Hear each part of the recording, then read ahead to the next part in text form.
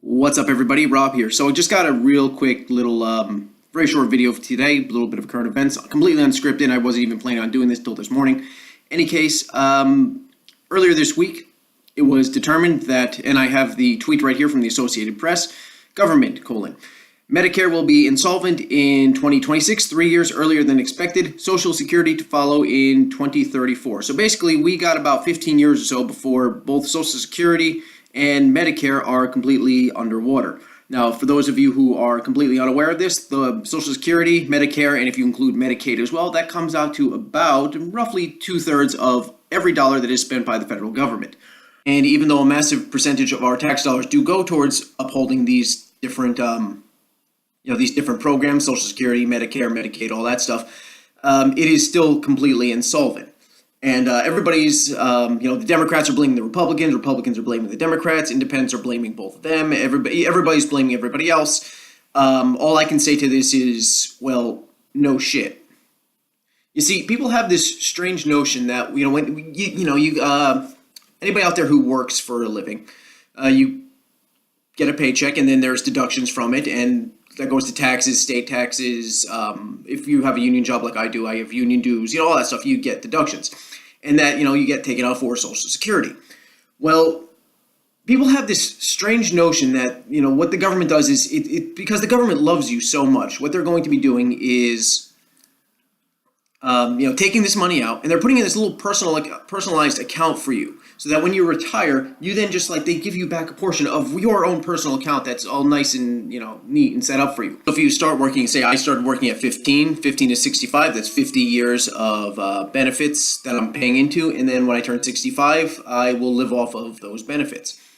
Well, it doesn't really work that way. See, because after I turn 65, I'm going to, and if I start collecting, the amount that I'm going to be getting paid back far outstrips any kind of amount that I'm being. So in order to maintain any sort of solvency, what Social Security needs is another group of people to come in and, constantly keep adding to the system. Basically, it's just a gigantic Ponzi scheme, and it's hardly stable as well, and it's been going on since the 1930s, and it's completely and totally unsustainable. I've been saying it for years. Most people who have more than three brain cells to rub together have been saying the same thing. It's just completely and totally unsustainable and unstable. So right now, when I put into Social Security of every paycheck, I'm not actually, putting into my own account for my own retirement. What I'm doing is I'm paying off my parents' retirement, and I'm actually probably still even paying off my grandparents' Social Security. Now, the problem is anybody who even remotely suggests any type of Social Security reform is immediately going to be, you just want to see old people suffer. You just want to see old people, die in the streets and all that stuff. It's completely untouchable by anybody. It's been so ingrained into our society that that's how things are to be done. That you need this government program in order to, retire, that, any hope of possibly reforming the system is going right out the window. It's political suicide.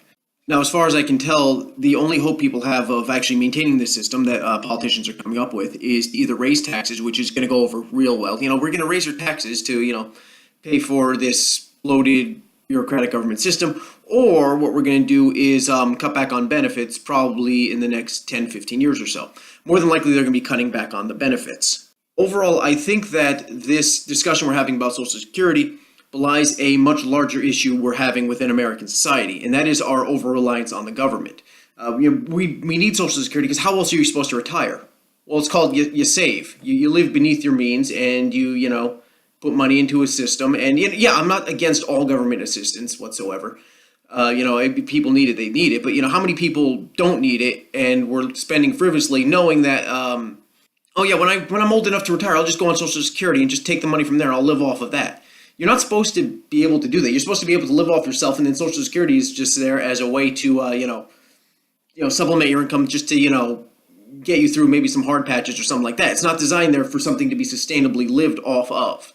And I think that's something that millennials and Generation Z after the millennials, these new upcoming generations, we have to really take a good hard look at our lives and our society, and we have to realize that, we are on our own with this. Social Security is probably not going to exist when it's time for us to retire. Or if it does exist, it can be so diminished. We need to really, there's something I read somewhere, I don't know what is true, but the average person has $3,000 left in, $3,000 in savings.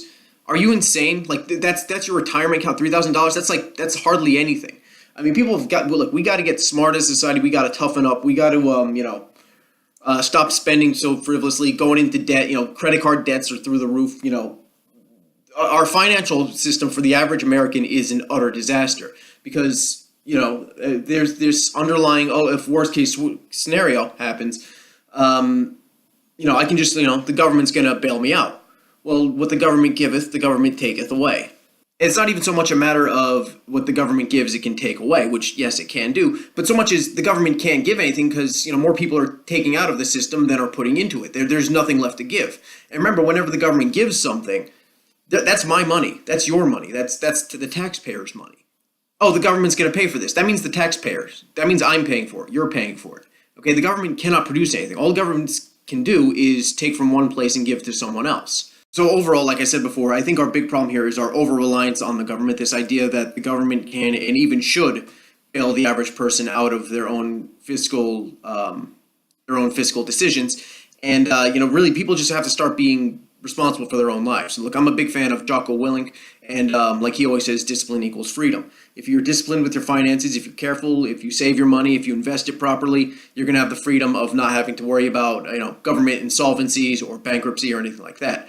So yeah, just to sum it all up, Social Security, Medicare, Medicaid, all that stuff, it's not going to be around for that much longer, I don't think. Worst case scenario, it's going to cease to exist altogether. Best case scenario, you're probably going to have limited benefits and you're not going to be able to live off of it anyway.